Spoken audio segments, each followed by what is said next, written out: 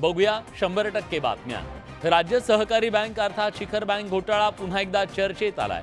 लोकसभा निवडणुकीच्या पूर्वी शिखर बँक घोटाळा प्रकरणी उपमुख्यमंत्री अजित पवार यांना मोठा दिलासा मिळाला होता। मात्र या घोटाळा प्रकरणी अजित पवारांच्या अडचणी वाढण्याची शक्यता आहे। महाराष्ट्र राज्य शिखर बँकेच्या 25,000 कोटींच्या घोटाळा प्रकरणी दाखल करण्यात आलेल्या अतिरिक्त क्लोजर रिपोर्ट विरोधात ज्येष्ठ समाजसेवक अण्णा हजारेंनी आक्षेप घेतलाय। या क्लोजर रिपोर्ट विरोधात अण्णा हजारे आणि माणिकराव जाधवांनी न्यायालयात धाव घेतली। मुंबईतील सत्र न्यायालयात न्यायाधीश राहुल रोकडे यांच्या न्यायालयात यावर सुनावणी झाली। यावेळी हजारे आणि जाधव यांच्या वकिलांनी आक्षेप याचिका दाखल करण्यासाठी न्यायालयाकडे वेळ मागितला। त्यामुळे त्यांची मागणी मान्य करत न्यायालयानं 29 जूनला पुढची सुनावणी ठेवली आहे। तो राजकीय प्रभावाखाली तपास होतोय। SIT स्थापन करावी आणि त्याचे चेअरमन हायकोर्टाचे एक रिटायर्ड न्यायमूर्ती असावे। सगळे मिळून अजितदादाच्याच का पाठीमागे लागलेले आहे। त्यांचा बोलवता धनी नेमका कोण आहे? कुणीतरी जे आहे ते ठरवून करतंय। लोकसभा निवडणुकीच्या निकालानंतर पुन्हा एकदा शिखर बँक घोटाळ्याचं प्रकरण चर्चेत आलंय। त्यामुळे या प्रकरणात न्यायालय काय भूमिका घेणार हे पाहावं लागेल। शिखर बँक घोटाळा प्रकरणातल्या अतिरिक्त क्लोजर रिपोर्टला ज्येष्ठ समाजसेवक अण्णा हजारे आव्हान देणार आहे।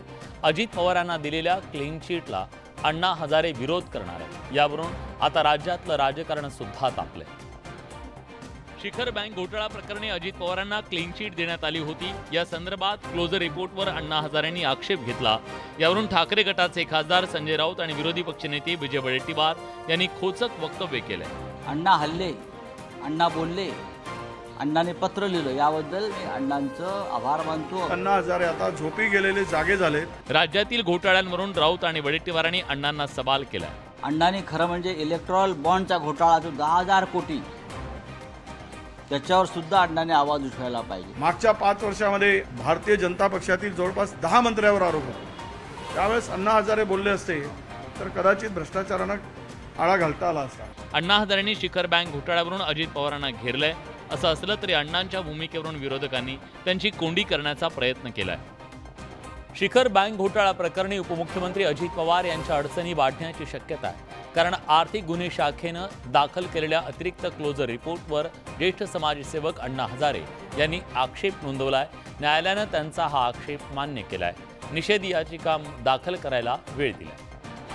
राज्यातील बहुचर्चित तब्बल 25,000 कोटी रुपयांच्या शिखर बँक घोटाळा प्रकरणी अजित पवार आणि सुनेत्रा पवारांचं नाव समोर आलं। मात्र मुंबई पोलिसांच्या आर्थिक गुन्हे शाखेनं या घोटाळा प्रकरणी त्यांना क्लीन चिट दिली। हा बहुचर्चित घोटाळा काय आहे, नजर टाकूया। शिखर बँकेनं 2005 ते 2010 काळात मोठ्या प्रमाणात कर्जांचं वाटप केलं। सहकारी साखर कारखाने, सहकारी सूत गिरण्या, कारखाने आणि इतर कंपन्यांना हे कर्ज देण्यात आलं। तब्बल 25,000 कोटींच्या आसपास हे कर्ज वाटप केल्याचा ठपका ठेवण्यात आला। यातील कर्जाची रक्कम परतफेड झाली नाही, ही सगळी कर्ज बुडीत निघाली। ज्यावेळी हे कर्ज देण्यात आलं तेव्हा संचालकपदी अजित पवार होते। त्यामुळे अजित पवार यांच्यासह अन्य 70 जणांवर आरोपपत्र दाखल करण्यात आलं होतं। मात्र लोकसभा निवडणुकीपूर्वी दाखल केलेल्या क्लोजर रिपोर्टमध्ये बँकेला नुकसान झाल्याचे कोणतेच पुरावे मिळाले नसल्यानं आर्थिक गुन्हे शाखेनं अजित पवारांसोबत सगळ्यांना क्लीन चिट दिली। राजकारणातील गुन्हेगारीकरण हा कायम चर्चेचा मुद्दा असतो। राजकीय नेते आणि गुंडांच्या संबंधांमुळे राजकारण ढवळून निघाल्याचं पाहिलं। आता पुन्हा एकदा राजकारणातील गुन्हेगारीकरणाचा विषय समोर आला। याला निमित्त ठरले दक्षिण नगरचे नवनिर्वाचित खासदार निलेश लंके। पुण्यातल्या कुख्यात गुंड गजा मारणेची निलेश लंकेंनी भेट घेतली। लंके पुणे दौऱ्यावर होते, त्यावेळी त्यांनी गुंड गजा मारणेच्या निवासस्थानी जाऊन भेट घेतली। गजा मारणेनं निलेश लंकेंचा सत्कार केला। निलेश लंके यांनी त्यांच्याकडून सत्कार स्वीकारला। याआधी अजित पवारांचे पुत्र पार्थ पवार यांनी लोकसभा निवडणुकीच्या आधी गजा मारणेची भेट घेतली होती। त्यावरून मोठा वादंग रंगला। आता राष्ट्रवादी शरदचंद्र पवार पक्षाचे नवनिर्वाचित खासदार निलेश लंकेंनी मारणेची भेट घेत त्याचा सत्कार स्वीकारला। चहा प्यायला मी चहा प्यालो, त्यांनी सत्कार पण केला। पण मला सन्माननीय व्यक्ती कोण, त्या व्यक्तीची पार्श्वभूमी काय, ही मला कुठली माहिती नव्हती। आता गुंड गजा मारणे याची भेट निलेश लंकेंनी घेतल्यानंतर शरद पवार काय बोलतात याकडे सगळ्यांचं लक्ष लागलंय। नगर दक्षिणचे नवनिर्वाचित खासदार निलेश लंके वादाच्या भोवऱ्यात सापडले। निलेश लंके पुणे दौऱ्यावर होते, त्यावेळी लंकेंनी पुण्यातल्या कुख्यात गुंडाची भेट घेतली। निलेश लंकेंनी पुण्यातल्या कुख्यात गुंड गजा मारणेच्या निवासस्थानी जाऊन भेट घेतली. यावेळी मारणेनं लंकेंचा सत्कार केला. विशेष म्हणजे लंकेंनीही हा सत्कार स्वीकारल्याचा व्हिडिओ समोर आलाय. त्यांचा म्हणून त्यांना उपयोग झाला असेल, त्यांची कृतज्ञता व्यक्त करण्याच्या करता निलेश लंके तिथं गजाभाऊ मारणे यांना भेटायला तर गेले नसतील. ही गोष्ट म्हणजे एक ॲक्सिडेंटली गोष्ट घडलेली. ॲक्सिडेंटली ही चूकच म्हणायला पाहिजे. यावरून आता अजित पवारांच्या राष्ट्रवादीसह सत्ताधाऱ्यांनी लंकेंवरून राष्ट्रवादी शरदचंद्र पवार पक्षाला टार्गेट केलंय. निलेश लंके आणि गुंड गजा मारणेच्या भेटीनं राजकारणातील गुन्हेगारीकरणाचा मुद्दा चर्चेत आलाय. तसंच यावरून राजकारण तापलंय. राष्ट्रवादी काँग्रेस शरदचंद्र पवार पक्षाचे नगर दक्षिणचे नवनिर्वाचित खासदार वादात सापडले. खासदार निलेश लंके यांच्या अडचणी वाढण्याची शक्यता आहे, कारण लंकेंनी पुण्यात कुख्यात गुंड गजा मारणेची भेट घेतली. गजा मारणेची त्याच्या निवासस्थानी भेट घेत त्याच्याकडून लंकेंनी सत्कार स्वीकारला. त्यावरून अजित पवारांच्या राष्ट्रवादीसह सत्ताधाऱ्यांनी लंकेंवर निशाणा साधला. लंकेंनी ज्या गुंड गजा मारणेची भेट घेतली तो कोण आहे त्यावर एक नजर टाकूया. गजा मारणे पुण्यातला कुख्यात गुंड आहे. गजा मारणे मूळचा मुळशी तालुक्यातला आहे. गजा मारणेची स्वतःची टोळी आहे. पप्पू गावडे, अमोल बदे हत्येत मारणेला अटक झाली. हत्या प्रकरणात न्यायालयाकडून त्याला शिक्षा झाली. मारणे 3 वर्षे येरवडा जेलमध्ये होता. मारणेवर अलीकडच्या काळात खंडणी अपहरणाचा गुन्हा दाखल आहे. गजा मारणेवर मोक्काही दाखल आहे. मारणे टोळीवर 23हून अधिक गुन्हे दाखल आहेत. लोकसभा निकालात भाजपला स्पष्ट बहुमत मिळालं नाही. मात्र एनडीएमधील घटक पक्षांच्या मदतीनं भाजप पुन्हा केंद्रात सत्तेत आली. असं असलं तरी या निकालावरून राष्ट्रीय स्वयंसेवक संघानं भाजपला कानपिचक्या द्यायला सुरुवात केली आहे. आधी राष्ट्रीय स्वयंसेवक संघाचे सरसंघचालक डॉक्टर मोहन भागवत यांनी सेवकाची व्याख्या सांगत मणिपूरवरून सरकारला उपदेशाचे डोस दिले. तर त्यानंतर संघाचं मुखपत्र ऑर्गनायझरच्या लेखातून भाजपवर टीका झाली. आता राष्ट्रीय स्वयंसेवक संघाचे नेते इंद्रेश कुमार यांनी भाजपला अहंकारी म्हणत हल्लाबोल केलाय. बड़ा आनंददायक है, इसलिए जिस पार्टी में भक्ति की अहंकार आया उसको 241 पर रोक दिया, पर सबसे बड़ी बना भाजपा को, और वो असफल कहते हैं और जवानी कहते हैं, उनके स्वयं समझदारी नहीं है. इंद्रेश कुमार यांच्या विधानावरून विरोधकांनी भाजपला लक्ष केलंय. वारंवार होणाऱ्या टीकेमुळे संघ आणि भाजपमध्ये बिनसलंय का अशी चर्चा सुरू झाली आहे. राज्यसभेच्या एका जागेसाठी अजित पवारांच्या राष्ट्रवादीने सुनेत्रा पवार यांना संधी दिली. या जागेसाठी भुजबळांसह 13 जण इच्छुक असल्याची माहिती समोर आली. मात्र सुनेत्रा पवारांना उमेदवारी जाहीर झाल्यानं भुजबळ नाराज असल्याच्या चर्चा सुरू झाल्या. मात्र भुजबळ नाराज नाहीत असं स्पष्टीकरण अजित पवारांच्या राष्ट्रवादीकडून देण्यात आलं असलं तरी भुजबळांच्या मनातली गोष्ट अखेर ओठावर आली. मला इच्छा आहे आणि म्हणून तर जे आहे नाशिकची लोकसभा लढवायला सुद्धा मी तयार झालो होतो. लोकसभेतून माघार घेण्याचं कारण भुजबळांनी सांगितलं. दिल्लीतून माझं तिकीट त्यांनी फायनल केलं असं मला सांगितलं. मग म्हणा निकाल जाहीर होईल ना, ते बस झालं. ह्युमिलेशन खूप होत आहे. लोकसभेतल्या महायुतीच्या अपयशावरून आरोप प्रत्यारोप सुरू आहेत. त्यावर भुजबळांनी परखड मत मांडलं. महायुती का मागे पडली महाराष्ट्रामध्ये, त्याचं काहीतरी तर विश्लेषण झालं पाहिजे. अजित पवारांच्या राष्ट्रवादीमुळे भाजपला फटका बसल्याचं बोललं जात आहे. त्यावर भुजबळांनी भाष्य केलं. 48 सीटों में हमको कितनी सीटें दी गई? 4. तो हमारे पहले में आए 2 सीट. उससे कैसे आप बोल सकते हैं कि 48 सीटों पर परिणाम हो? आपण नाराज नाही असं भुजबळांनी सांगितलं. मात्र भुजबळांची मन की बात अखेर समोर आलीच. अजित पवारांच्या राष्ट्रवादीचे नेते छगन भुजबळ सध्या नाराज असल्याची चर्चा आहे. राज्यसभेवर सुनेत्रा पवार यांना संधी मिळाल्यानं भुजबळ नाराज असल्याचं बोललं जात आहे. त्यात खासदार व्हायची इच्छा होती असं म्हणत भुजबळांनी मन की बात बोलून दाखवली. लोकसभेपाठोपाठ राज्यसभा निवडणुकीत संधी मिळाली नसल्यानं भुजबळांनी आपल्या मनातली खंत बोलून दाखवली. त्यावरून खासदार संजय राऊतांनी अजित पवारांवर निशाणा साधलाय. तर वडेट्टीवारांनी नाराज भुजबळांना सल्ला दिलाय. ईस्ट इंडिया कंपनी गुजरात जो है, अब उसके जो आश्रित राजा है सब, चाहे एकनाथ शिंदे हो, चाहे अजित पवार हो, गुलाम ज़्यादा आवाज़ नहीं उठा सकते. भुजबळ साहेबांना विधानसभेत संधी आहे बदला घेण्याची. त्यांनी तो बदला लोकसभेचा विधानसभेत घ्यावा. भुजबळांच्या नाराजीमुळे अजित पवारांसह सत्ताधारी मात्र बॅकफूटवर गेल्याचं दिसतंय. छगन भुजबळ साहेबांचा जो प्रश्न आहे तो राष्ट्रवादीचा प्रश्न आहे. स्वतः भुजबळांनी काल सांगितलं मी ह्याच्यामध्ये नाराज नाही. फार जवळचे मित्र असतील हे आमचा फार विचार करतात असे त्यांनी अशा बातम्या पिकवलेल्या आहेत. भुजबळांच्या नाराजीच्या चर्चांमुळे सत्ताधारी महायुतीची कोंडी झाली आहे. लोकसभा निवडणुकीत कांदा उत्पादक शेतकऱ्यांनी दणका दिल्यानंतर आता कांद्यासंदर्भात केंद्र सरकारनं एक मोठा निर्णय घेतलाय, ज्यामुळे कांदा दरांमधली अचानक होणारी चढउतार आवाक्यात येण्याची शक्यता. केंद्र सरकारनं कांद्याबाबत नाफेड आणि NCCFचे अधिकार गोठवत कांद्याचे दर ठरवण्याचे अधिकार थेट वाणिज्य मंत्र्यांना दिले. यापूर्वी नाफेडच्या स्थानिक शाखेकडे रोजचे कांद्याचे दर काढण्याची जबाबदारी होती. आता वाणिज्य मंत्रालयातील डोकामार्फत प्रति आठवड्यासाठी कांद्याचा स्थिर दर जाहीर केला जाणार आहे. त्यामुळे बाजारात कांदा दरात दिवसागणिक दिसणारी मोठी तफावत थांबण्याचा अंदाज आहे. कांद्याचं बाजार मूल्य स्थिर करण्यासाठी हा बदल केल्याचं दिसून येत आहे. व्यापाऱ्यांमध्ये आणि नाफेड आणि NCCF मध्ये जर स्पर्धा निर्माण झाली तरच खऱ्या अर्थानं त्या कांदा खरेदीचा उद्दिष्ट सफल होऊ शकतो. शेतकऱ्यांना आज बाजार समित्यात मिळणाऱ्या कांद्याच्या दरापेक्षाही नाफेड NCCFचा दर कमी आहे. शेतकऱ्यांचा या सरकारच्या कृतीला पूर्ण विरोध असून व्यापारी दररोज भाव ठरवत असताना डोकाचे आठवड्याचे दर कामी येणार का? व्यापाऱ्यांसोबत वाणिज्य मंत्रालय स्पर्धा करू शकेल का, असा सवाल उपस्थित होतोय. लोकसभा निवडणुकांमध्ये दिंडोरी आणि नाशिकसह राज्यातील प्रमुख कांदा उत्पादक जिल्ह्यांमध्ये सत्ताधाऱ्यांना शेतकऱ्यांचा प्रचंड रोष सहन करावा लागला. या पार्श्वभूमीवर नाराज शेतकऱ्यांची समजूत काढण्यासाठी सरकारनं प्रयत्न सुरू केले. यावरून आरोप प्रत्यारोप सुरू झाले. नुकत्याच झालेल्या लोकसभा निवडणुकीत सत्ताधाऱ्यांना कांद्याच्या मुद्द्यानं चांगलं सरडवल्याचं दिसलं. केंद्र सरकारनं कांदा निर्यात बंदी केल्यानंतर कांद्याच्या भावात मोठी घसरण झाली. त्यामुळे शेतकरी वर्ग प्रचंड नाराज होता. त्या नाराजीचा फटका महायुतीला बसला. उत्तर महाराष्ट्रासह पश्चिम महाराष्ट्रातील एकूण 7 मतदारसंघात सत्ताधारी महायुतीच्या खासदारांना नाकारल्याचं समोर आलं. ग्राहक आणि उत्पादक या दोघांचा समन्वय साधायचं काम करावं अशा प्रकारे आमची सारखी मागणी होती. आता त्या मागणीच्या मध्ये त्यांनी पण सगळ्यांनी गांभीर्याने घेतलं. शेतकऱ्यांसाठी खालच्या ज्या यंत्रणा आहेत त्या निकामी करायच्यात, निष्काम करायच्यात आणि शेतकरी ओरडला मेला तरी यांना फरक पडत नाही. एकंदरीत लोकसभा निवडणुकीतील पराभवाची विधानसभेत पुनरावृत्ती होऊ नये म्हणून सरकारनं शेतकऱ्यांचा रोष कमी करण्याचे प्रयत्न सुरू केलेत. मात्र स्थानिक बाजारपेठेंमधील व्यापाऱ्यांसोबतची स्पर्धा करत वाणिज्य मंत्रालय कांदा उत्पादकांना दिलासा देण्यात यशस्वी होणार का, यावर आगामी विधानसभेचं कांदा पट्ट्यातलं गणित अवलंबून राहणार आहे.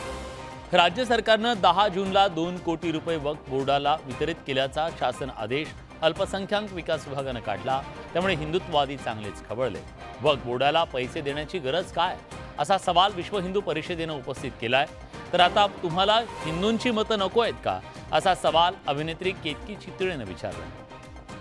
राज्यात महायुती सरकार सत्तेत येताच वक्फ बोर्डाच्या जागांवरून रान उठवलं गेलं. अनेक ठिकाणी मोर्चे काढून जोरदार विरोध झाला. मात्र महायुती सरकारनं अवघ्या 2 वर्षात वक्फ बोर्डांना अनुदान देण्याचा निर्णय घेतला. यावर विश्व हिंदू परिषदेनं टीकास्त्र डागलंय. तर अभिनेत्री केतकी चितळेनं व्हिडिओच्या माध्यमातून राज्य सरकारवर आगपाखड केली आहे. ही एक तुष्टीकरणाचीच नीती आहे. या तुष्टीकरणाच्या नीतीला आमचा विरोध आहे. आधी 3 ठिकाणी गव्हर्नमेंट आहे तुमचं.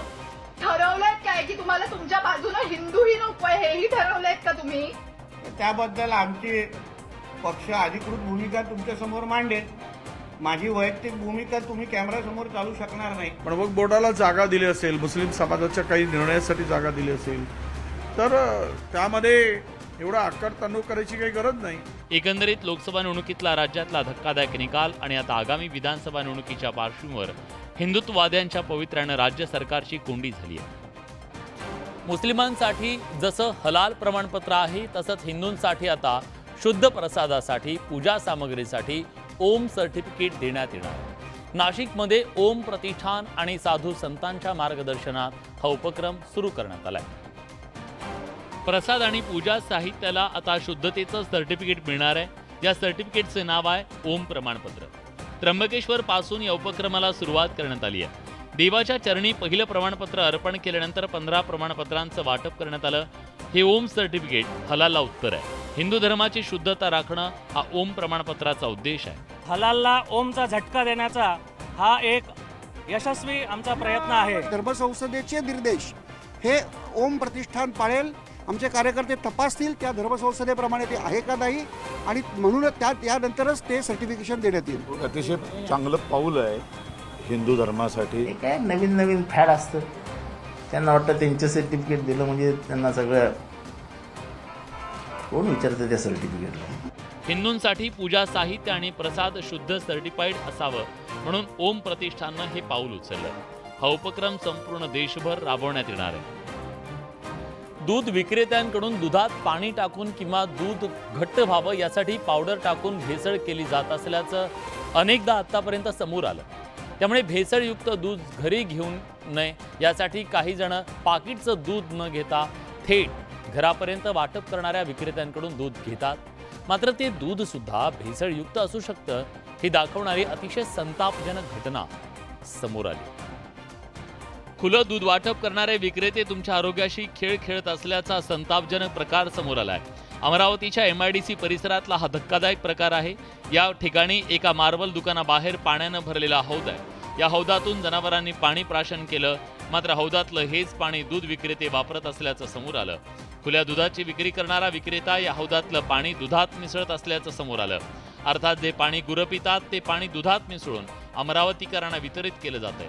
केवळ एका दूध विक्रेत्यानं हा प्रकार केला नसून दोघांनी केल्याचं CCTV फुटेजमधून समोर आलंय.